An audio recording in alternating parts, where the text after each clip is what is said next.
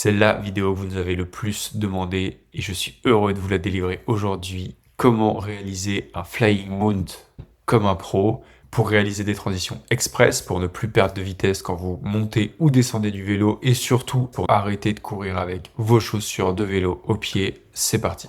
Alors oui, les transitions, c'est un moment qui fait souvent peur en triathlon, surtout aux débutants, qui paraît complexe, on ne sait jamais quoi faire, dans quel ordre.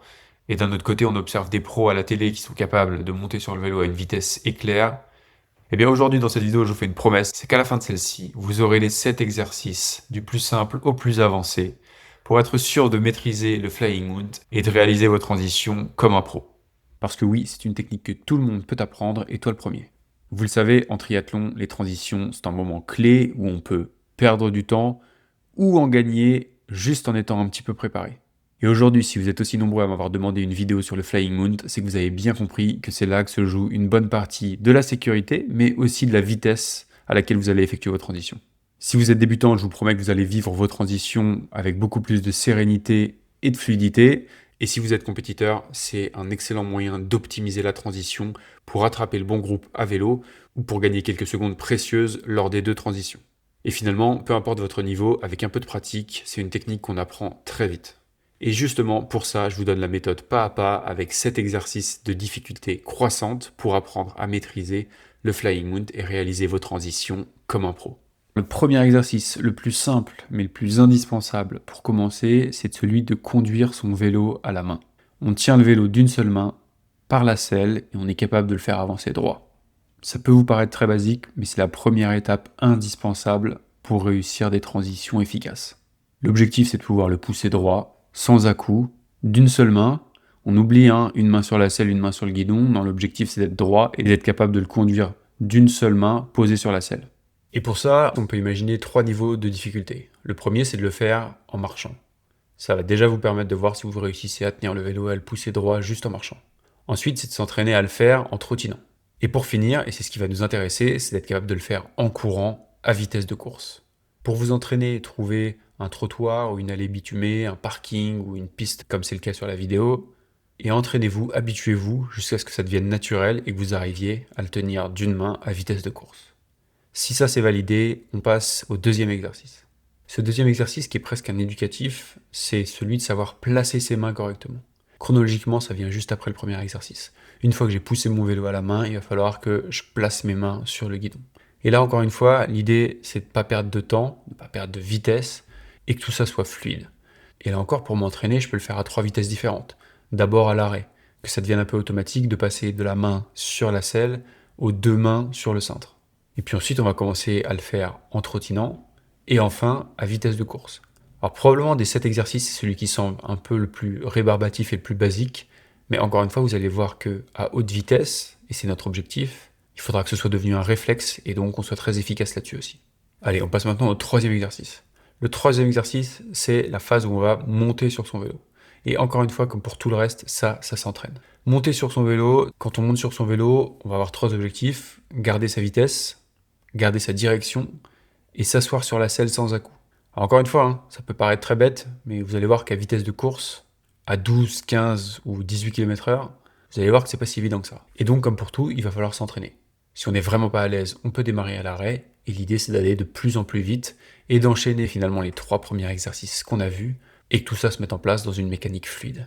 Et je me permets de prendre 30 secondes au milieu de cette vidéo pour me présenter. Je m'appelle Charlie, ça fait 15 ans que je fais du triathlon et je suis le créateur d'OpenTri.fr, la plateforme d'entraînement qui vous accompagne, vous les triathlètes amateurs, débutants, vers vos objectifs sportifs. L'idée, c'est que toute l'année, on vous accompagne avec des séances d'entraînement qui sont adaptées à votre profil, à vos objectifs, à vos intensités, pour vous permettre de préparer sereinement, avec des plans d'entraînement adaptés, votre prochain triathlon. Du XS à l'Ironman, que vous vouliez juste terminer ou viser une qualification au championnat du monde, on a des programmes pour ça. Je vous invite à tester gratuitement 7 jours, vous trouverez le lien dans la description. On a déjà accompagné plus de 500 triathlètes vers leurs objectifs. J'espère que vous serez le prochain ou la prochaine et si ça vous intéresse, vous n'avez qu'à cliquer sur le lien dans la description. Le quatrième exercice que je vous propose, c'est celui de la descente du vélo. La descente du vélo, là on parle donc de la deuxième transition, où l'objectif c'est de ralentir, mais de conserver tout de même une certaine vitesse, de dégager sa jambe opposée et d'attraper rapidement son vélo par la selle. Et encore une fois, à l'arrêt, c'est assez simple, mais dès qu'on va y mettre un peu plus de vitesse et qu'on va enchaîner avec d'autres actions derrière, ça va devenir un peu plus compliqué et il va falloir s'entraîner. Peut-être le point technique le plus compliqué à appréhender, c'est que la jambe qui se dégage et qui passe au-dessus du vélo vienne se mettre de manière croisée derrière la jambe qui est toujours appuyée sur la pédale. Entraînez-vous à le faire. Alors, naturellement, ça, vous ne pourrez pas le faire à l'arrêt, mais à faible vitesse pour commencer à être à l'aise dans cette position. Et l'enjeu final, n'oubliez pas, c'est d'aller le plus vite possible et que finalement, on soit capable de descendre du vélo à une vitesse élevée en course à pied. 12, 14, 18 km/h selon votre niveau. Ensuite, exercice numéro 5, probablement le plus insolite, celui que vous avez peut-être jamais travaillé, celui qu'on appelle la trottinette. C'est un exercice qui consiste à garder l'équilibre sur son vélo et être capable d'avancer avec une seule jambe en appui. En fait, c'est le moment à la deuxième transition où vous aurez passé la jambe au-dessus du vélo et où vous devrez tenir en équilibre sur une seule jambe jusqu'à la ligne d'entrée dans l'aire de transition. Pour réussir cet exercice, il faut être capable naturellement que le vélo reste en position verticale, de conserver l'équilibre et de conserver une bonne position tête relevée, et enfin de maîtriser la direction de son vélo. Ce que je peux vous conseiller aussi, et ça c'est valable pour tous les exercices qu'on a vus, c'est d'être capable de le faire des deux côtés, notamment si vous êtes compétiteur.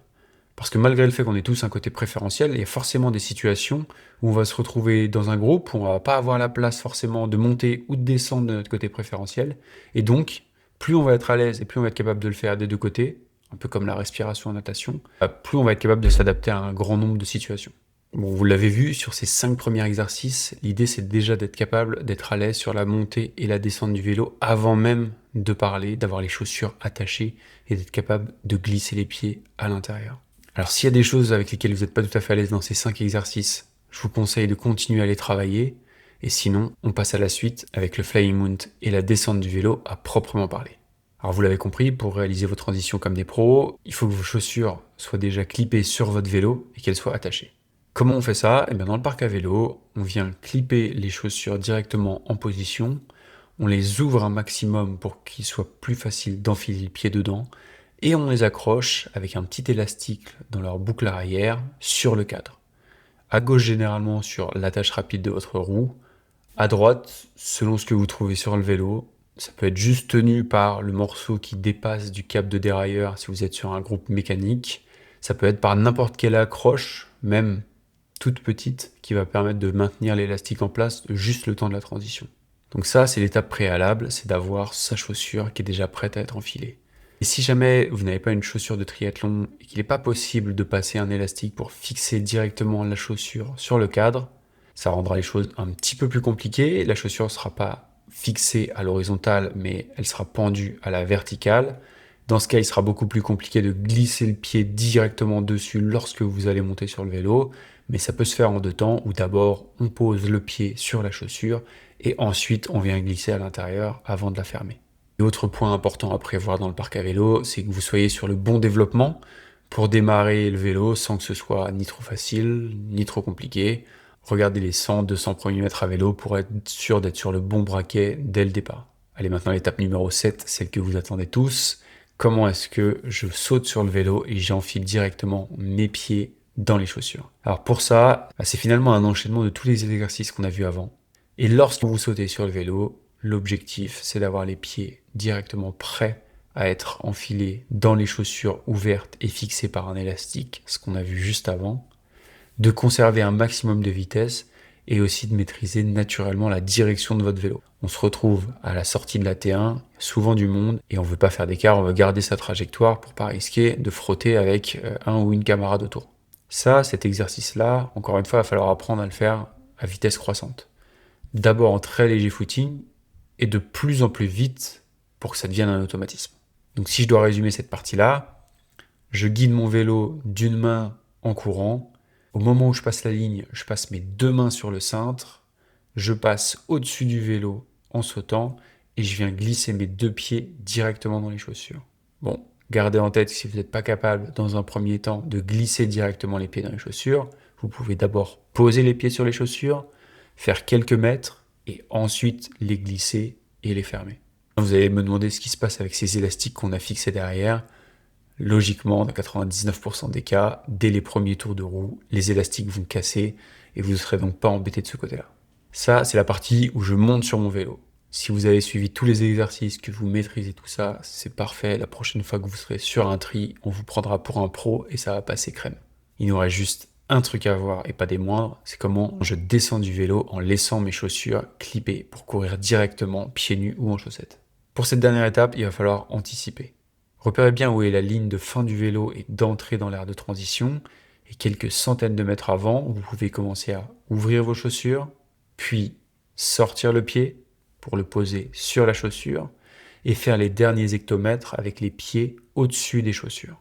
Et enfin, lorsque vous arrivez près de la ligne, vous commencez à passer la jambe au-dessus du cadre, vous la croisez derrière la jambe en appui, et juste avant la ligne, vous descendez du vélo. Plus vous allez vous entraîner, plus vous allez être capable de le faire rapidement, et plus tout ça va devenir un réflexe. Bon, voilà, on s'est tout dit. Je vous ai donné mes 7 meilleurs exercices pour devenir des pros en transition.